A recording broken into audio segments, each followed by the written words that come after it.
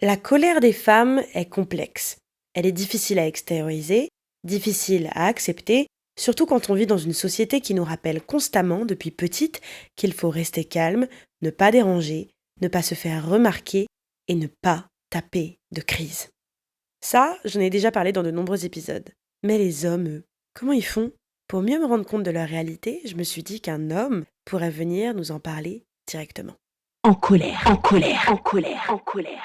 Bienvenue Hugo, ça va? Ça va et toi? Ça va. Est-ce que le sujet déjà il te parle? Par exemple, le fait de parler des émotions des hommes, c'est pas trop courant, je trouve, actuellement. Justement, on n'en parle pas et c'est effectivement des questions qui se posent quand on parle de féminisme et de rapport aux hommes et aux femmes, puisque potentiellement une des questions principales de la cause féministe aujourd'hui, c'est le fait qu'il y ait des mecs qui tabassent les femmes. Oui, c'est vrai que c'est une question. Non, mais oui. C'est basique, D'où ça vient, ouais. Effectivement, c'est sans doute lié aux émotions et à une très mauvaise gestion de la colère. Peut-être à une mauvaise éducation aussi, et je pense que c'est ça le sujet principal. Ouais. Bah justement, quand on parle d'éducation dans ton enfance, est-ce que tu as eu l'impression d'avoir reçu des signaux ou des injonctions qui te poussaient à être plus d'une certaine manière énergique, à être fort, à pas pleurer? Est-ce que ça te parle ou c'est pas tellement quelque chose que tu as eu l'impression d'avoir vécu? Non, j'ai pas senti de pression, pas du tout du côté de mes parents. Après, évidemment, tu vois, en y réfléchissant et si je me remettais sur le tabouret d'un psy, peut-être que je pourrais remonter dans ma tendre enfance et découvrir qu'il y a certains signaux un peu camouflés, un peu discrets, comme toujours. Enfin, de toute façon, c'est le concept de l'éducation, je pense, patriarcale. Elle s'insinue en Ouais, nous. tu t'en rends pas compte, enfin, même à moins que tu fasses un travail sur toi, même moi en tant que fille, Ouais. je me suis pas rendu compte de plein de choses qui avaient été imposées. C'est que quand tu commences à le déconstruire, t'as pas l'impression d'avoir vécu, en tout cas, un truc où on te dit fais pas la fillette, ou je sais pas quoi. Justement, alors effectivement, du coup, j'ai grandi un peu comme un fils unique, donc un peu aussi comme le chouchou. J'ai aussi beaucoup grandi entouré de mes potes de collège, parce que... Des potes mecs? Ouais.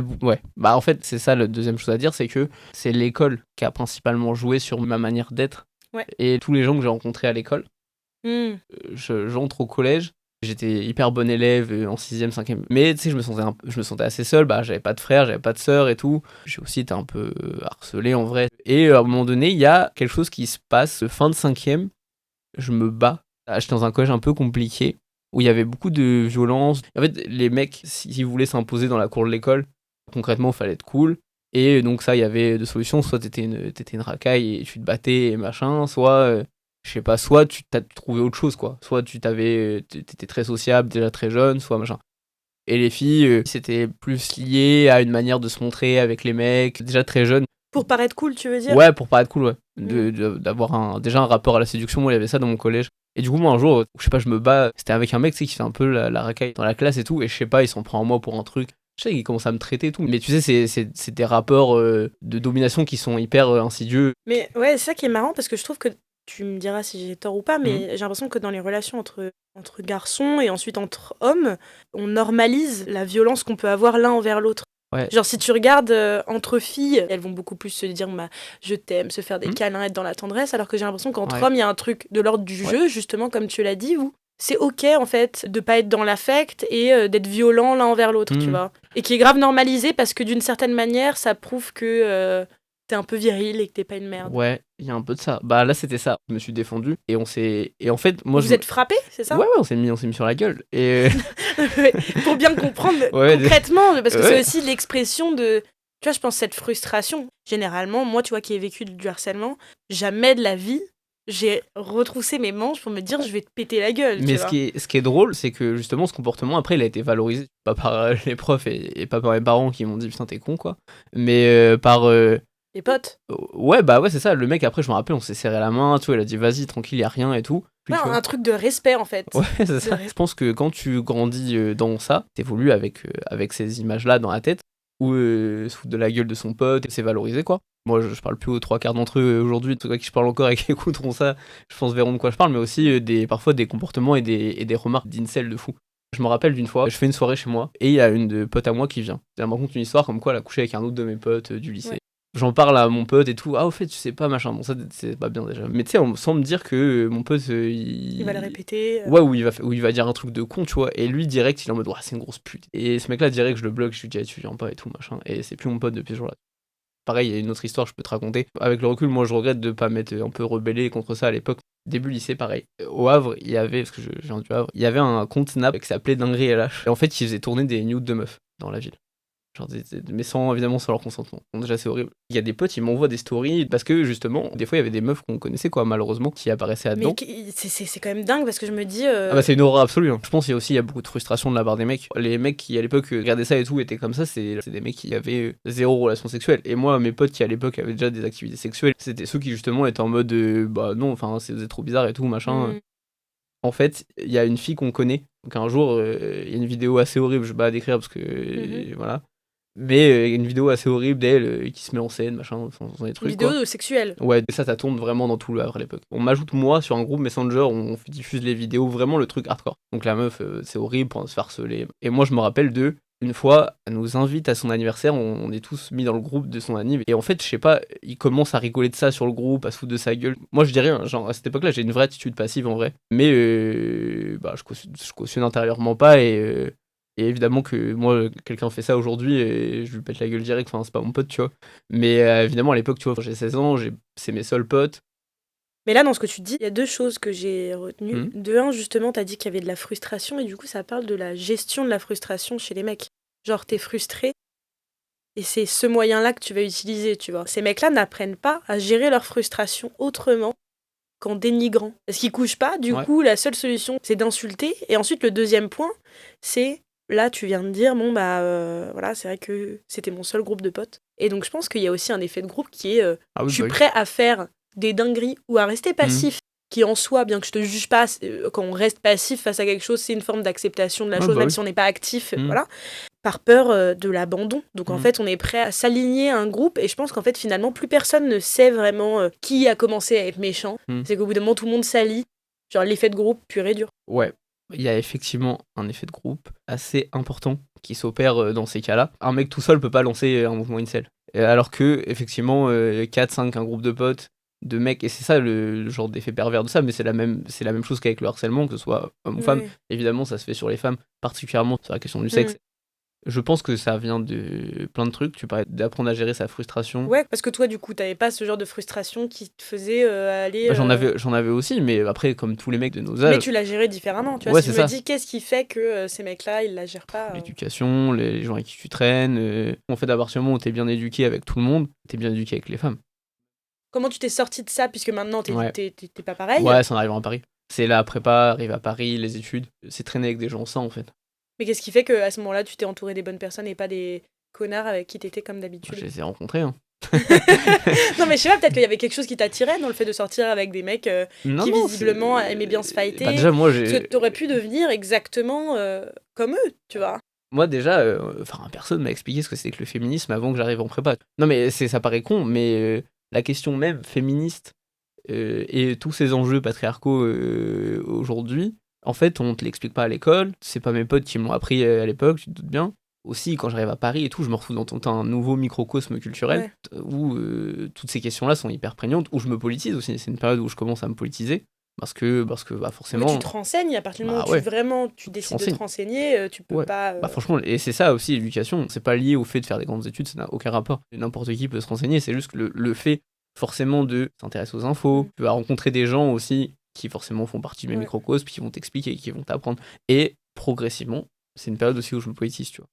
Mais par exemple, quand t'as appris plus de choses sur le féminisme, ça t'a pas braqué? Parce que pour beaucoup de mecs qui même m'ont fait des retours sur le podcast ou même des mecs avec qui j'ai pu parler de féminisme, il y a un besoin énorme de les rassurer. Tu vois, moi là, je sais que quand je te parle, j'ai absolument pas besoin de te rassurer sur le fait que quand je dis tous les hommes sont des merdes, je te compte pas dedans ou je pense pas que ça te pique à vif, tu vois. Non. Alors que la plupart des personnes avec qui j'en parle, ça remet en question leur réalité, leurs privilèges. Et t'es un mec blanc, t'as des privilèges, t'as une situation qui en soi était défavorable. Et à partir du moment où tu te renseignes, t'acceptes de voir le monde tel qu'il est, d'accord, mais t'acceptes aussi de perdre une forme de privilège. Et ça t'a pas bloqué?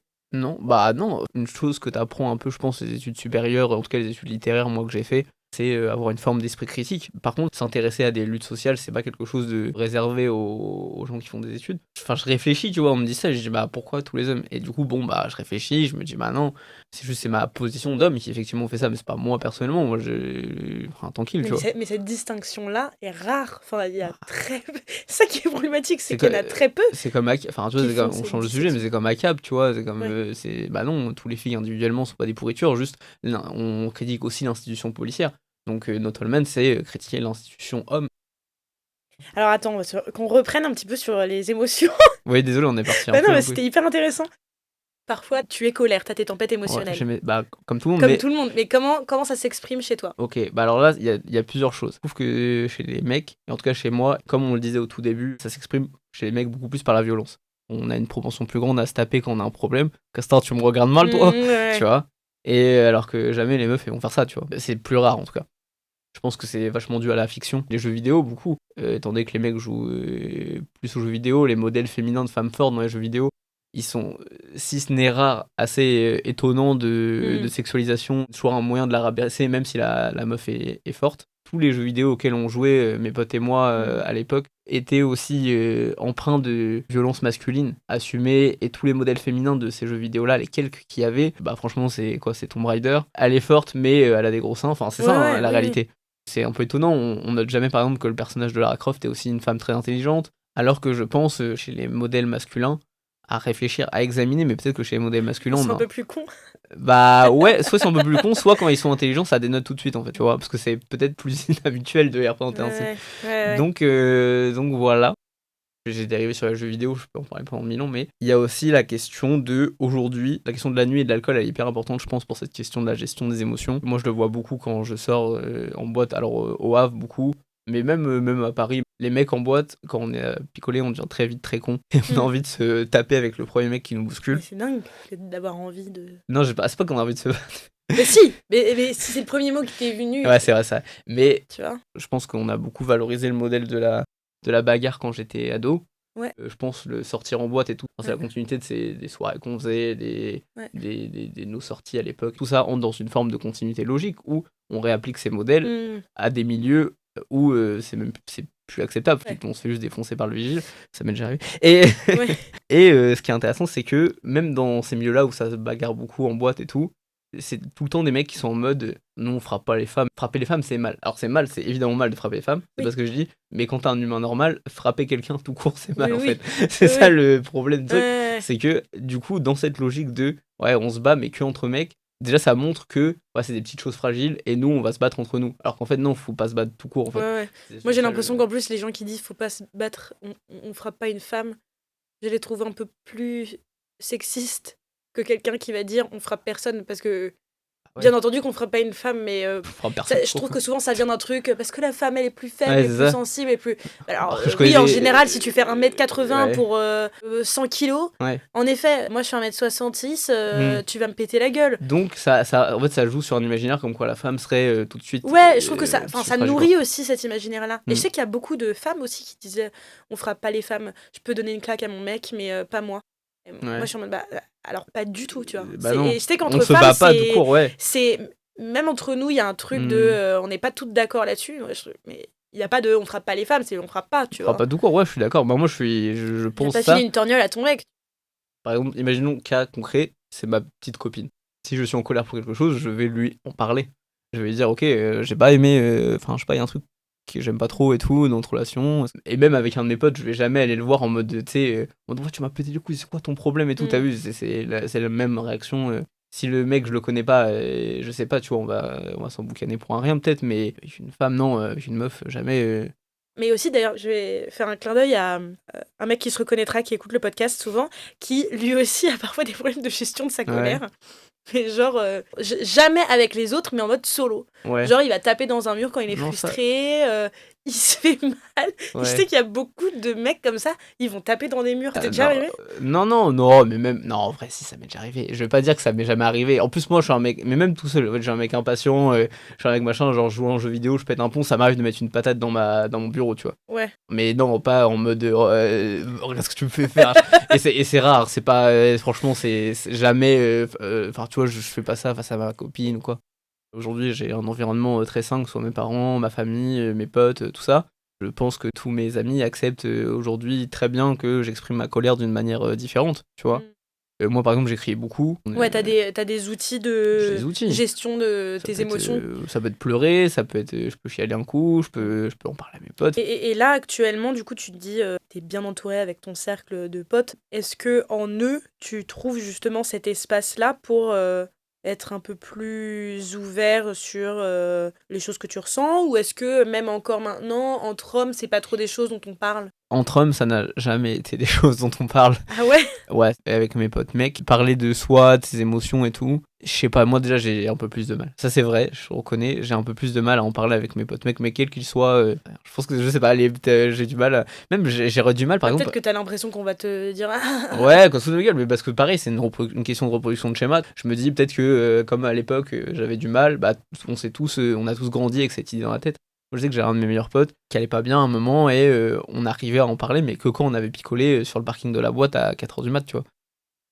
Est-ce qu'il y a des injonctions que tu ressens? Parce que par exemple, il y a des hommes, ils vont se dire, bah, être un homme, c'est être viril, c'est être je sais pas, une personne de confiance pour sa famille, un père de famille. Ouais, il y Il a y un a peu des ça, ouais. images, tu vois. Est-ce que tu as l'impression d'avoir ces images?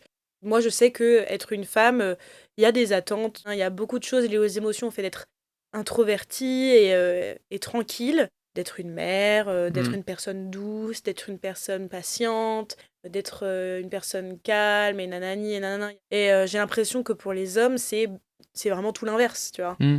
Ouais. Tu dois être goal-oriented, tu dois être le daron, tu dois ramener de la thune, tu dois être un grand, un gros BG, tu vois. Ça, ouais, c'est moi, ça. C'est tout moi. Non, mais en Non, mais vrai, il y en ouais. a où même ça peut coller avec ton Mm. identité, hein. Donc j'y pense, tu vois, même dans mes relations amoureuses, même sexuelles, enfin voilà, je pense qu'il y a un souci aussi de performance, de performer, c'est-à-dire de ramener de l'argent, c'est le mec qui doit avoir le permis, tu vois, c'est un peu la honte si c'est la meuf qui a le permis et pas le mec, par exemple, tu vois. Alors qu'en vrai... D'être dans une situation qui est meilleure que celle de Ouais, ta ouais, meuf. ouais, ouais, je pense qu'il y a un peu de ça, c'est un peu la honte à l'inverse, tu vois, c'est le mec qui doit aller... Il y a un imaginaire de... Je sais pas d'où je le...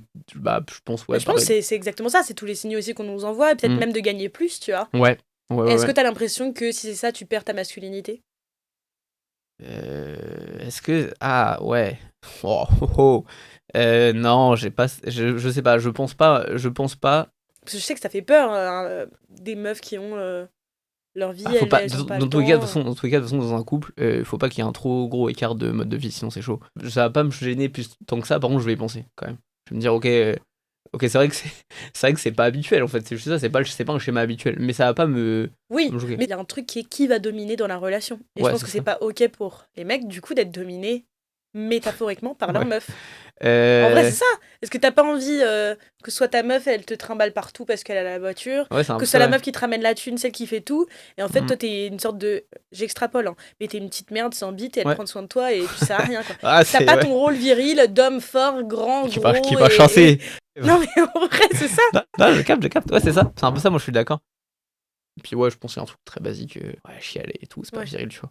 Des Et ça, trucs, tu le ressens, toi?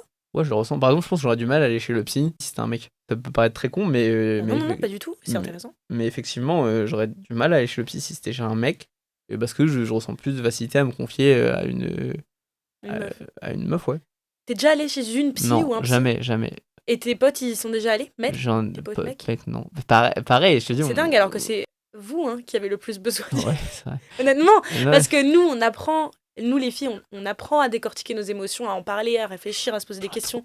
Les mecs, j'ai l'impression que vous les foutez dans Ouais. un paquet, Ouais, c'est vrai. vous les jetez, et Moi, après, j'ai un- on s'en Ouais. fout. Ouais. Et sauf qu'ensuite, vous vous retrouvez chez vous le Comme soir. un con. On pleure comme des Vous merdes. les avez, les émotions, Ouais. tu vois. Je tu te dis, les as. j'ai un de mes meilleurs potes qui est vachement comme ça. Est-ce que du coup, là, tu te dirais pas, je me lance dans le fait de créer ce lien-là avec mes potes, mec? J'ai l'impression que il y aurait des retours qui sont hyper bons, tu vois, entre mecs, parce que vous, en plus, vous vous comprenez, vous avez les mêmes manières d'agir, de réagir, tu vois. Mais j'ai des potes mecs avec qui on s'est tellement pas habitué à parler de nos émotions qu'on sait même pas le faire. Je ne saurais même pas par quel mot commencer. Tu vois ce que je veux dire ou pas? Ouais. Tu trouves cet espace-là de confession, en quelque sorte, Ouais. avec tes potes meufs. Ouais, beaucoup plus. Ouais. Beaucoup plus. Mais peut-être aussi parce que les meufs sont plus douces, sont plus à même de comprendre les émotions. Je sais pas. Mais On les a plus c'est parce qu'on nous a appris. Hein, Ouais, c'est ça, ouais, c'est ce que j'allais dire. tu vois, c'est parce que le sujet, il est ouvert. on nous réduit aussi beaucoup à nos émotions, Ouais. tu vois. Donc forcément, c'est le seul, un des seuls trucs sur lesquels on peut parler.